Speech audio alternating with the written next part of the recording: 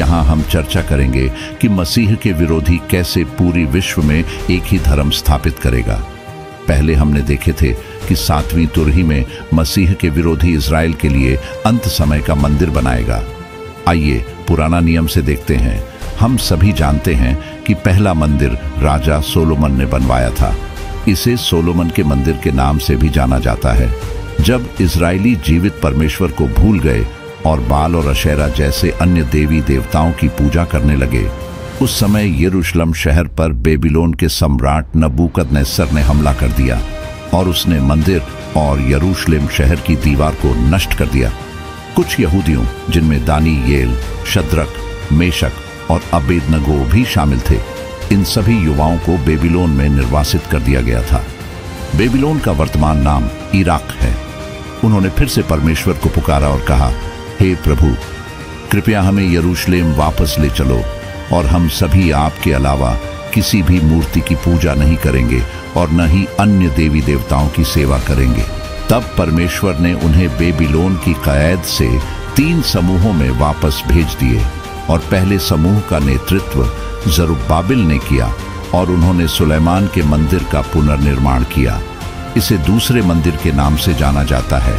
और दूसरे समूह का नेतृत्व एजरा ने किया और वे लोगों को इज़राइल के परमेश्वर को छोड़कर किसी भी मूर्ति या अन्य देवी देवताओं की पूजा न करने की शिक्षा दी। और तीसरे समूह का नेतृत्व नहमायाह ने किया और उन्होंने यरूशलेम शहर की दीवारों की मरम्मत की।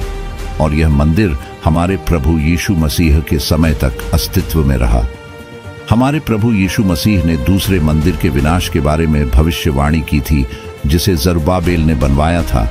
उन्होंने अपने शिष्यों से कहा, यहाँ एक पत्थर पर दूसरा पत्थर टिका नहीं रहेगा, एक एक पत्थर गिरा दिया जाएगा। हमारे प्रभु और उद्धारकर्ता यीशु मसीह मृत्यु को जय करके शरीर के साथ पुनरुत्थित हुए और स्वर्ग में चले गए।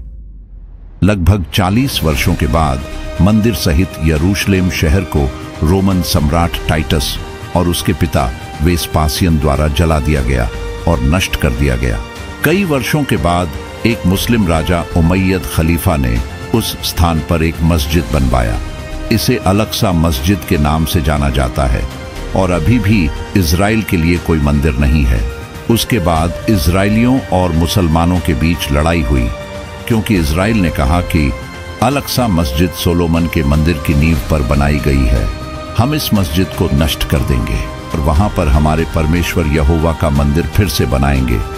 अब इज़राइल के बुजुर्ग चर्चा कर रहे हैं कि मस्जिद सुलेमान के मंदिर की नींव पर नहीं है, बल्कि सोलोमन के मंदिर की नींव मस्जिद से थोड़ा आगे है और उन्होंने उस स्थान पर परमेश्वर यहोवा का मंदिर फिर से बनाने के लिए सब तैयारी कर लिए है। परमेश्वर की आत्मा उन्हें मंदिर बनाने के लिए रोक के रखे है। आप जानते हैं क्यों? क्योंकि प्रभु यीशु की गुप्तागमन में कलीसिया को उठा लेने के बाद मसीह के विरोधी के दिन में वे मंदिर का निर्माण शुरू करेंगे। उस समय मसीह के विरोधी उन्हें मंदिर बनाने में मदद करेगा। इसीलिए पहले 3.5 साल में इज़राइली लोग मसीह के विरोधी को स्वीकार करेंगे। जब 7वीं तुरही फूंकी जाएगी, उस समय मसीह के विरोधी इज़राइलियों के लिए मंदिर का निर्माण पूरा करेगा।